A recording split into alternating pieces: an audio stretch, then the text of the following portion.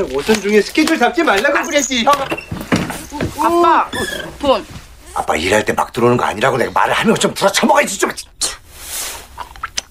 뭐라는 거야? 신봉선. 네가 봉선이구나? 뭐야? 어?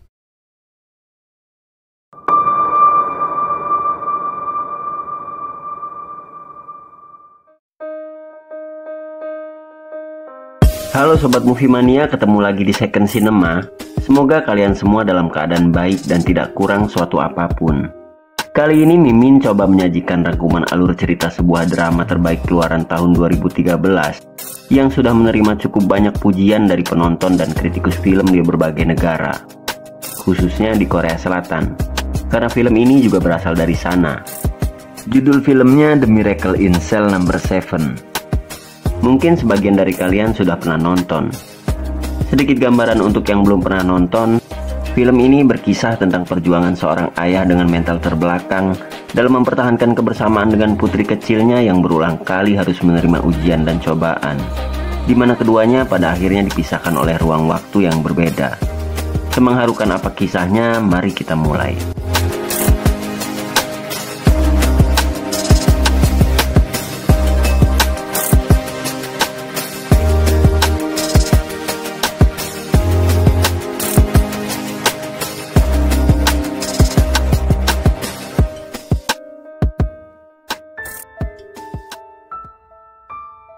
Pada suatu pertengahan musim dingin di salah satu sudut kota di Korea Selatan, terlihat seorang gadis kecil ditemani ayahnya mendatangi sebuah toko perlengkapan sekolah. Gadis kecil itu bernama Yesung, dan ayahnya bernama Lee Yonggo. Bukan untuk berbelanja, mereka datang ke toko itu hanya untuk melihat-lihat sebuah tas kecil bergambar salah satu tokoh kartun. Tas sekolah anak-anak yang sudah diidamkan Yesung sejak lama. Karena belum memiliki uang, Yonggo sang ayah hanya bisa mengajak putrinya melihat-lihat tas itu dan berjanji untuk membelikannya saat ia menerima gaji hasil upah kerjanya esok. 예승이 거. 예승이 거예요. 이거 셀럽인가? 네, 맞아요. 어떤 날은 두 번 봤어요. 두 번. 예. 어떤 날은 두 번만 날도 있어요. 안녕하세요. 매일 보고 왔어요. 매일. 아, 이쁘다. 예승이 거 이거. 어디 맞아요? 이거 예승이 거예요. 이거 뭐야? 원 사람이다. 예승이 거예요. 손님 참으세요, 손님. 이거. Perlu diketahui ibunya Yesung telah pergi sejak ia baru lahir. Dan sejak saat itu Yesung dibesarkan dan tinggal berdua dengan sang ayah yang memiliki keterbelakangan mental. Meski tak secerdas manusia lain pada umumnya, keterbelakangan mental yang dimilikinya tak membuat Yonggo gagal menjalankan tanggung jawabnya sebagai seorang ayah. Untuk mencukupi kebutuhan keseharian ia dan putrinya, Yonggo bekerja sebagai seorang juru parkir di sebuah supermarket. Yesung sangat menyayangi ayahnya itu. Selagi ayahnya bekerja, ia akan menunggu di rumah sendirian sampai ayahnya kembali pulang di sore hari. 하나, 둘, 셋.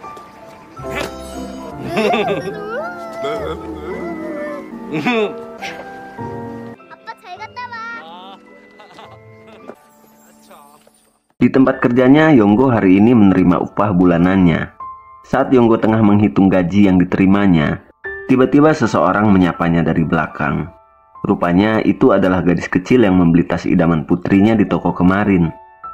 Tanpa ditemani orang tuanya, gadis kecil itu menghampiri Yonggo dan memberitahunya kalau terdapat toko lain yang menjual tas yang sama tak jauh dari tempat mereka berada. Gadis kecil itu berbaik hati untuk mengantarkan ke toko itu, dan Yonggo pun mengikutinya. 셀럽은. 예뻐.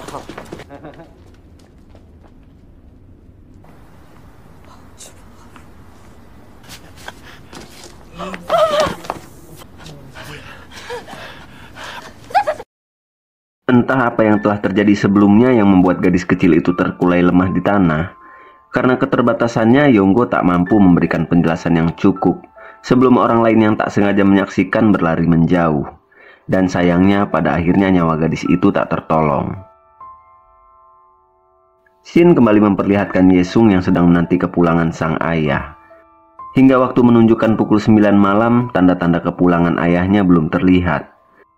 Ironisnya, besok adalah hari pertamanya masuk sekolah. Mempersiapkan keperluan sekolah di hari pertama bersama sang ayah pastinya akan menjadi momen yang sangat berkesan. Namun sayang seribu sayang, ayahnya tak kunjung pulang. Lelah menunggu, gadis kecil itu pun tertidur tanpa tahu kalau ayahnya tak akan pernah lagi menginjakkan kaki di rumah.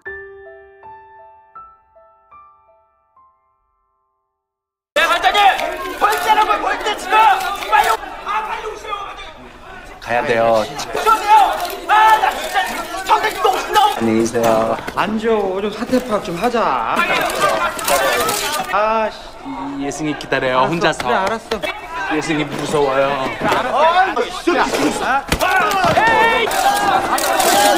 왜 애를 때려 이 자식아? 가야 돼요. 네. 아니 앉아.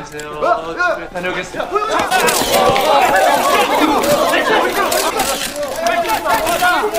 Dua hari kemudian saat berjalan menuju sekolah, Yesung melihat sebuah kerumunan di jalan. Rasa penasaran membuatnya terdorong untuk mendekat. Di antara kerumunan itu terdapat juga wartawan dan aparat kepolisian. Yesung lalu melihat seorang pria tengah dipaksa melakukan sebuah reka adegan. Wajahnya ditutupi sebuah masker. Rupanya di tempat itu sedang diadakan oleh TKP sebuah tindak kejahatan. 야, 다음 됐겠네. 그래. 뭐하냐? 너도 바지 벗어야지. 바지 창피해요. 바지 안 돼요. 뭐하니? 빨리 끝내고 밑달리 보러 가야지. 응? 그래 보자. 이제 알겠네.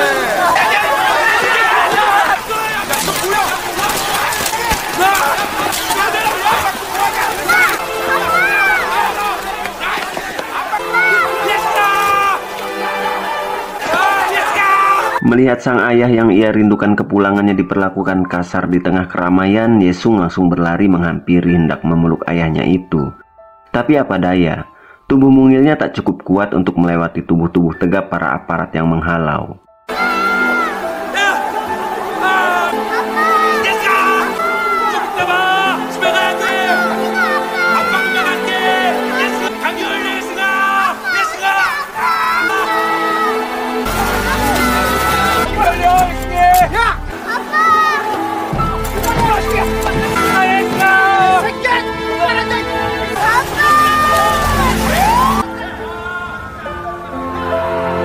Tanpa proses penyelidikan lebih lanjut, Yonggo dimasukkan ke dalam lembaga pemasyarakatan dengan tuduhan penculikan, pengeksekusian, dan pemerkosaan terhadap anak. Bersama 3 pelaku kriminal lain, Yonggo dihadapkan pada kepala lapas.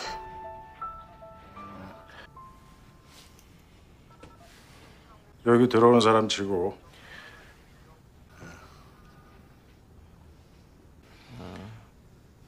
그러니까 지은 죄 예승이 기다려요. 혼자서. 안 돼. 경기도 031. 빨리. 경기도 031 745 87빵빵. 745 87빵빵. 예승이 기다려요. 혼자서.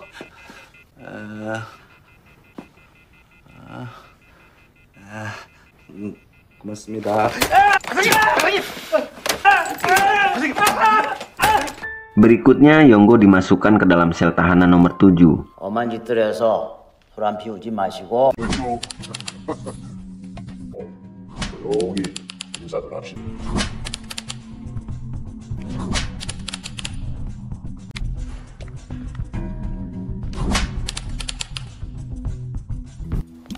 노래 한번 시켜봐라. 예. 인사. Ketua lalu menyuruh Manbu memeriksa berkas catatan kriminal milik Yonggo. Karena dia sendiri tak bisa baca tulis, dia menyuruh Chunho membacakan isi berkas itu dengan suara keras. 미성년자 약취 유인죄. 이런 개쓰레기가 나왔어? Mendengar pasal yang dituduhkan terhadap Yonggo berkaitan dengan kejahatan terhadap anak, ketua menjadi sangat marah dan bertindak kasar kepada Yonggo, yang kemudian diikuti oleh seluruh penghuni kamar.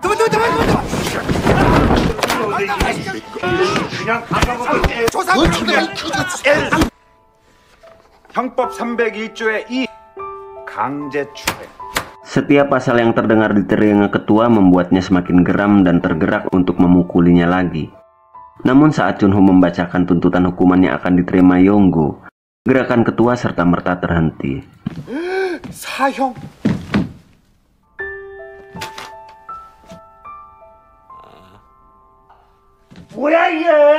Shin kembali memperlihatkan Yesung yang sedang berdiri mematung, memandangi sepatu-sepatu milik ayahnya pada rak dinding. Karena ayahnya tak kunjung pulang, beberapa tetangga yang peduli pada bocah itu menitipkannya kepada dinas sosial, dan demi kebaikannya Yesung dimasukkan ke panti asuhan. Sebelum pergi, Yesung meninggalkan secari kertas bertuliskan nomor telepon dan sebuah pesan bahwa dirinya kini berada di panti asuhan. Ia masih percaya bahwa suatu saat ayahnya akan pulang.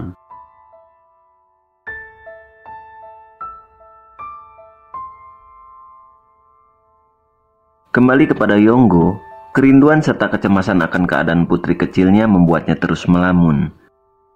Tingginya dinding penjara dan ketatnya penjagaan membuatnya hanya bisa melepas kerinduan dengan membayangkan wajah putri kecilnya dan menuliskan namanya di tanah. Di sela lamunannya, tiba-tiba matanya melihat salah seorang napi dari grup kamar lain sedang meruncingkan tangkai sebuah sikat gigi, yang mana itu terlihat akan digunakan sebagai alat untuk melukai seseorang. Dan orang itu tak lain adalah ketua. Saat gerombolan napi kamar lain itu mulai berjalan ke arah ketua, tanpa ragu Yonggo berlari mendekat sambil meneriakkan kalimat peringatan.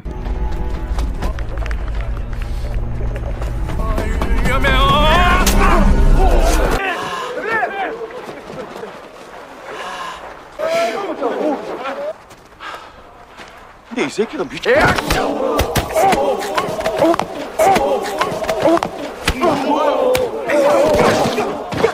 응? 필요한 게 있으면 부탁을 해야지. Meski terkena tusukan di pinggangnya, beruntung lukanya tak terlalu parah. Di sisi lain, ketua sangat berterima kasih atas tindakan Yonggo menyelamatkannya. Ia mendesak Yonggo untuk mengajukan satu permintaan, dan sebagai bentuk balas budi, ketua akan berusaha memenuhi apapun permintaan itu.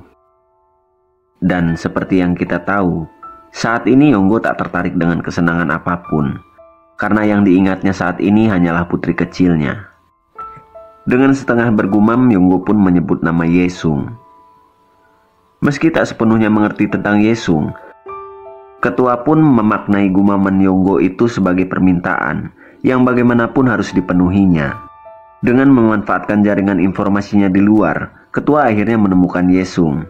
Dengan berbagai cara, dia berhasil memasukkan Yesung ke dalam grup paduan suara keagamaan yang rutin diundang ke lapas untuk mengisi kerohanian para napi.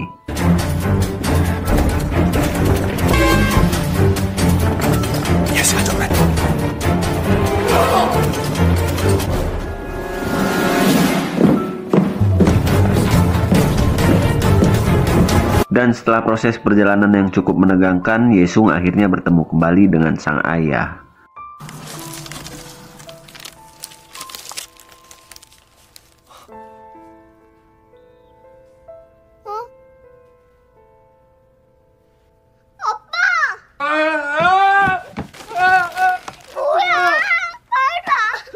미안해. 잘못했어.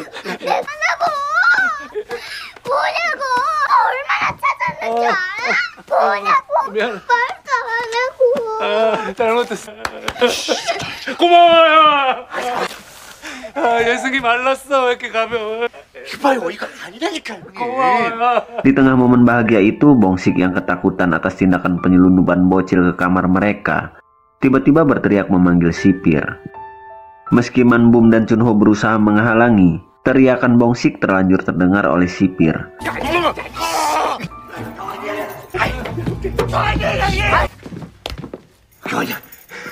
뭐 임마 여기 뭐? 뭐? 주방에. 야, 우리 방에 뭐? 아?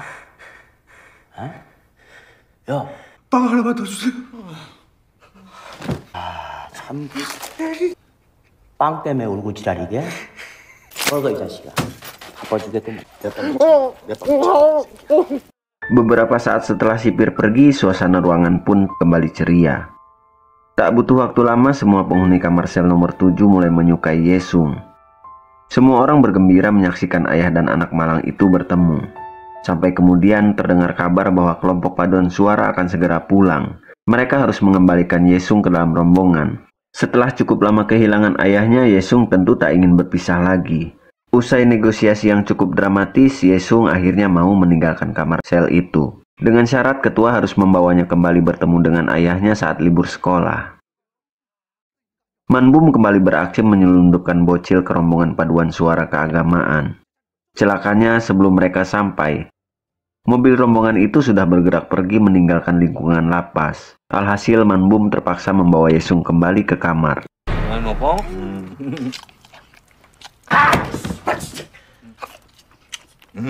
Tentu bukan hal mudah menyembunyikan gadis kecil bersama ayah dengan keterbelakangan mental dalam kamar sel sebuah lembaga pemasyarakatan. Seringkali kebisingan yang dihasilkan ayah dan anak itu menimbulkan kecurigaan di kalangan sipir. Untungnya semua bisa mereka lalui tanpa ketahuan. Beberapa hari pun telah berlalu. Akhirnya tibalah hari di mana acara kerohanian rutin akan kembali diadakan. Dengan kata lain, mereka kembali mendapat kesempatan mengembalikan Yesung dalam rombongan paduan suara keagamaan dan mengeluarkan gadis kecil itu tanpa ketahuan. Untuk memastikan keberhasilan, kali ini ketua sendiri yang beraksi menyelundupkan Yesung. Tapi betapa terkejutnya ketua setelah sampai di tempat yang dituju. Rupanya yang datang kali ini bukan rombongan paduan suara keagamaan, melainkan para biarawan. Dan lagi-lagi mereka harus kembali membiarkan Yesung menginap dalam kamar sel. Sementara itu di ruangan lain, kepala lapas diperlihatkan sedang mengamati foto-foto hasil dokumentasi kegiatan kerohanian dari minggu sebelumnya. Dan sudut matanya menangkap sebuah kejanggalan, di mana salah satu dari 3 bocil yang terlibat kelompok paduan suara tiba-tiba menghilang. Yang tidak lain bocah yang hilang di salah satu lembar foto itu kita tahu adalah Yesung. Kalapas pun langsung memerintahkan sipir untuk melakukan pemeriksaan kamar. Dan kecurigaan sipir yang sudah lama merasakan kejanggalan pun langsung tertuju pada kamar sel nomor 7. 식사하셨어요? 먹었지. 앉아가지고 뭐하니?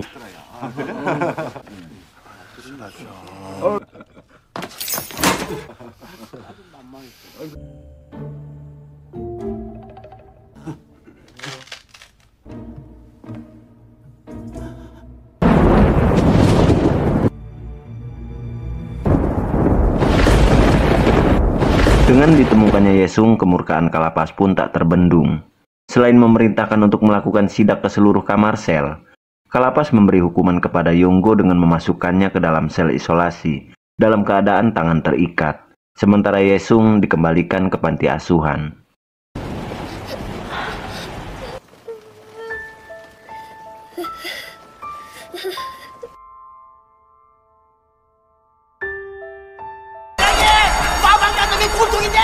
Selang 1 hari setelah dipulangkannya Yesung, terjadi kehebohan di lingkungan lapas. Kabar ditemukannya bocil yang menginap di kamar nomor 7 rupanya memicu kecemburuan sosial di antara para napi. Sehingga salah seorang napi mencoba membakar kamarnya sendiri sebagai bentuk protes. Api yang semakin membesar menimbulkan kepanikan di kalangan sipir dan para napi lain.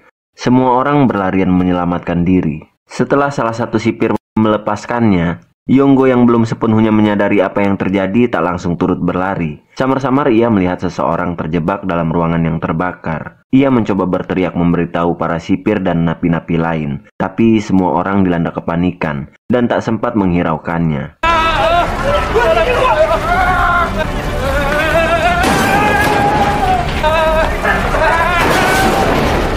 Tanpa mempedulikan api yang terus berkobar, Yonggo menerobos masuk ke dalam ruangan yang terbakar demi menyelamatkan orang yang terjebak itu, yang ternyata tak lain adalah kepala lapas.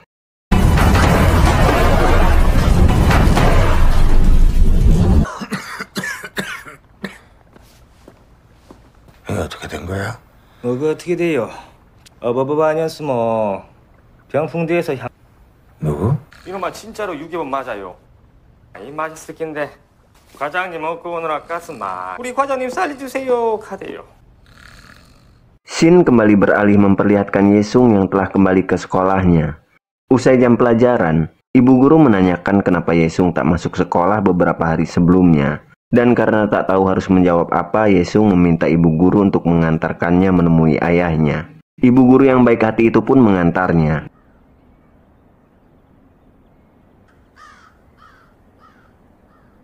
Mungkin terlintas banyak pertanyaan dalam benak ibu guru, tapi suasana haru yang meliputi pertemuan Yesung dengan ayahnya membuatnya mencoba mengerti tanpa membuka mulutnya. Meski dibatasi dinding kaca tebal tak menghalangi sepasang ayah dan anak polos itu untuk saling bercanda riang. Sayangnya waktu tak berpihak lama pada mereka. 아빠도. 아빠 괜찮아. 이거. 냉장고 위에 계란도 넣고. 오케이. 오케이. 아빠 빨면. 끓는 물엔 산물. 안 돼요. 아빠 뭐야? 말랐어. 갈 거야. 집에 가서 기다려. 언제 올 건데? 아, 금방 갈게 아빠. 금방 아빠. 이따 봐. 별밤. 그냥 내려와. 그냥 이따 봐. Sejak Yonggo menyelamatkannya dari kebakaran, Kalapas tak pernah berhenti memikirkan hari itu. Dalam benaknya ia tak habis pikir. Bagaimana mungkin seseorang yang rela mengorbankan diri menerobos kepungan api demi orang lain bisa dituduh melakukan tindakan keji terhadap anak-anak. Keprihatinannya terhadap nasib malang Yonggo mendorong Kalapas untuk memberi perhatian pada Yesung. Diam-diam ia mengunjungi putri kecil tahanan sekaligus penolongnya itu, yang saat ini sedang dirawat karena sakit. Dalam kondisinya yang lemah, gadis kecil itu terus memohon kepada Kalapas agar dirinya juga ditangkap, supaya ia bisa kembali bersama ayah yang disayanginya. Tak tahan dengan gejolak nuraninya menyaksikan kemalangan ayah dan anak itu, Kalapas kemudian memutuskan untuk kembali memasukkan Yesung ke dalam kamar sel nomor 7, agar gadis kecil itu kembali berkumpul bersama ayahnya. Ia tak lagi memperdulikan peringatan sipir bahwa tindakannya itu beresiko membuatnya diberhentikan dari pekerjaannya. 특별히 700만 주라는데요? 그러실까? 아, 소장님 연수 가셨다고? 승희, 먹자.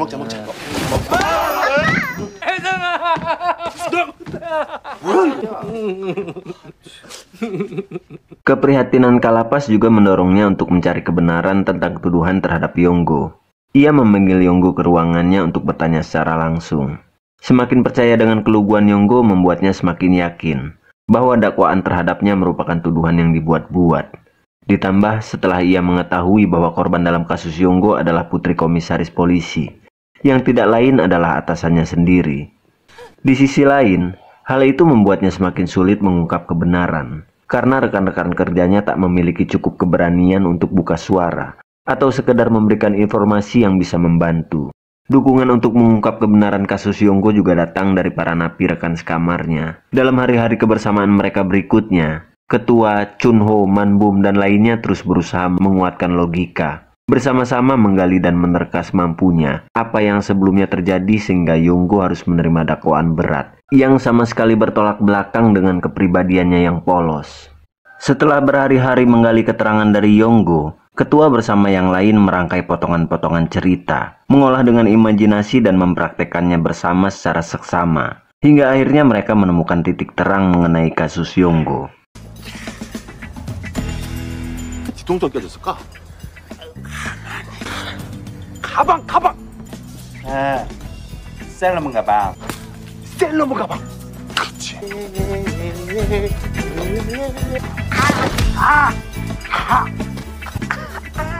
그래.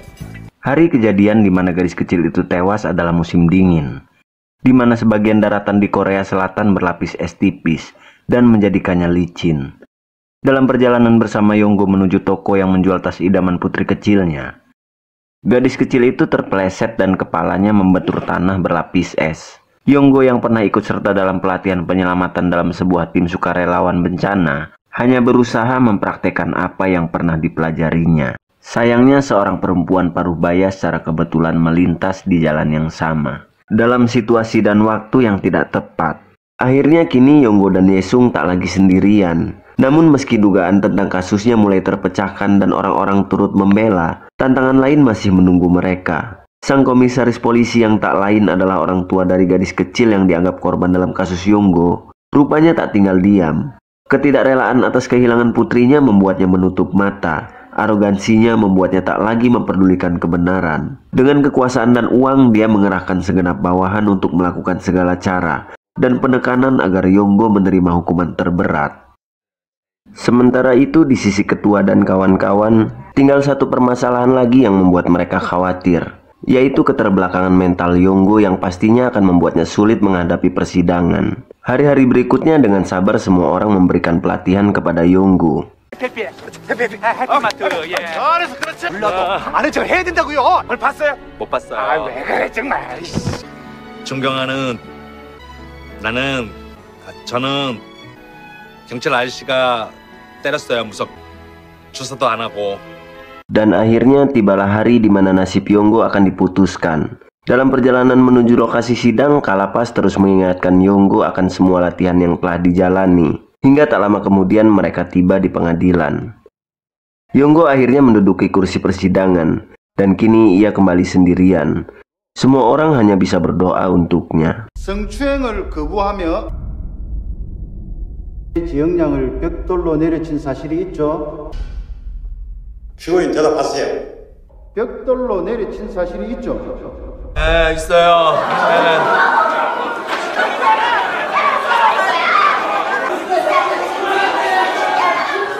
맞아요. 내가 그랬어요. 내가. 맞아요. 정신 차려 임마. 나 때문에 죽었어요. 네가 무슨 사람을 죽여? 미안합니다. 넌 도대체 뭐가 그렇게 미안해? 우리 예승이 도와주세요. Jawaban tak masuk akal yang diucapkan Yonggo membuat semua pendukungnya berteriak histeris. Tak satu pun dari mereka tahu kalau sebelum sidang Yonggo terus menerima tekanan baik fisik maupun mental. Selama proses sidang, benak Yonggo hanya berisi bayang-bayang siksaan dan ancaman, di mana dia harus memilih antara merelakan dirinya menerima hukuman atau kehidupan Yesung putri kecilnya yang akan terganggu. Dengan wajah polos, Yonggo berulang kali menundukkan kepala, sembari mengulangi pengakuan kesalahan yang tak diperbuatnya, tanpa tahu bahwa itu akan menjadi jalan menuju akhir kebersamaan dengan putri kecilnya yang sangat-sangat takut kehilangannya, yang sampai saat ini masih memandanginya dengan cemas dari salah satu kursi peserta di ruang persidangan itu. Pada akhirnya semua orang harus rela menelan kenyataan pahit bahwa perjuangan dalam mengedepankan kebenaran tak selamanya berakhir dengan kemenangan. Akhirnya hari di mana pelaksanaan eksekusi Yonggo pun tiba.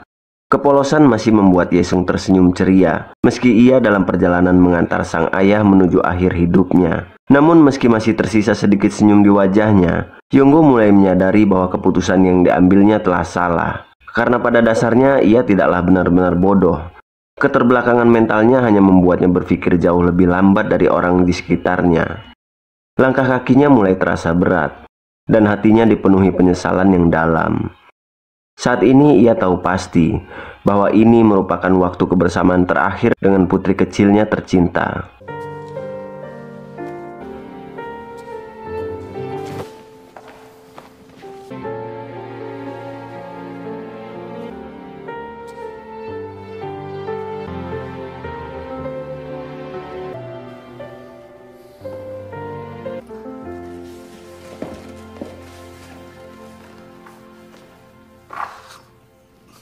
예승이 혼자서 아빠가 같이 못 가도 아빠도 혼자 잘 갈 수 있지? 응?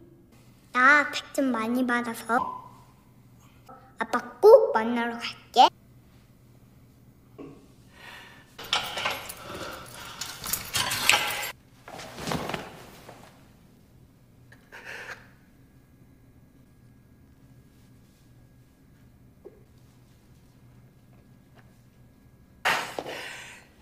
예승이도 잘 가. 예.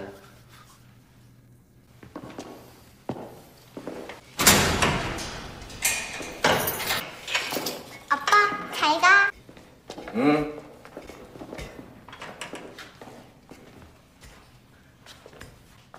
예승이 안녕. 하나, 둘, 셋. 아빠!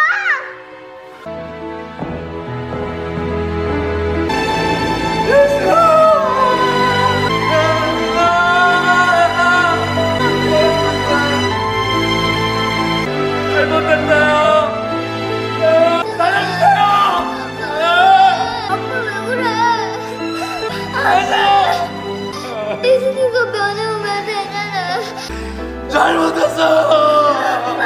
미안해요. 잘못했어요. 미안해요. 살려주세요. 미안해요. Waktu pun terus bergulir. Setelah kepergian Yonggo, Kalapas memutuskan untuk mengadopsi dan merawat Yesung. Hingga ia tumbuh menjadi gadis dewasa yang cantik. Ia juga berhasil meraih cita-citanya menjadi seorang pengacara. Meski waktu telah cukup lama berlalu, Yesung tak pernah lupa akan ketidakadilan yang dialami ayahnya di akhir masa hidupnya. Bersama orang-orang baik yang terus bersamanya, Yesung terus memperjuangkan keadilan bagi sang ayah. Hingga akhirnya Tuhan menjawab doa dan jerih payahnya. 정황상 드러난 증언과 진술로 본 법정은 피고인 이용구에 대해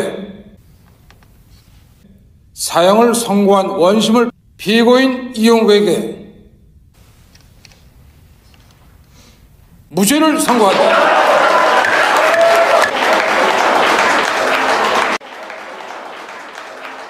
Meski keputusan hakim mencabut gugatan dan tuduhan terhadap ayahnya tak membuat sang ayah kembali hidup, setidaknya Yesung mendapati bahwa perjuangannya untuk sang ayah tercinta tak berakhir sia-sia. Dan meski tak lagi bersama, ia kini dapat kembali melihat bahwa sang ayah tersenyum bahagia ke arahnya.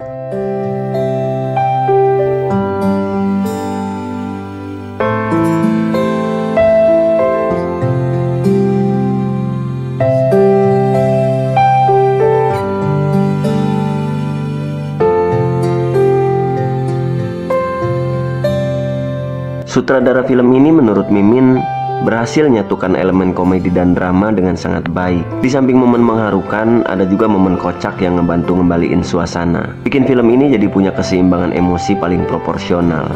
Pesan moral yang bisa Mimin simpulkan dari film ini, perjuangan dalam mempertahankan kebenaran mungkin tak selalu berakhir dengan kemenangan. Tapi yang terpenting adalah bagaimana terus berjuang dan tidak menyerah selama waktu di sekitar kita masih terus bergulir. Kisah di film ini juga ngajarin kita tentang arti sebenarnya dari keluarga, pengorbanan dan penerimaan tanpa syarat. Selebihnya silakan teman-teman tambahkan opini di kolom komentar. Terima kasih sudah dibetah-betahi nyimak. Mohon maaf atas segala kekurangannya. Sehat selalu untuk kalian semua dan sampai ketemu lagi.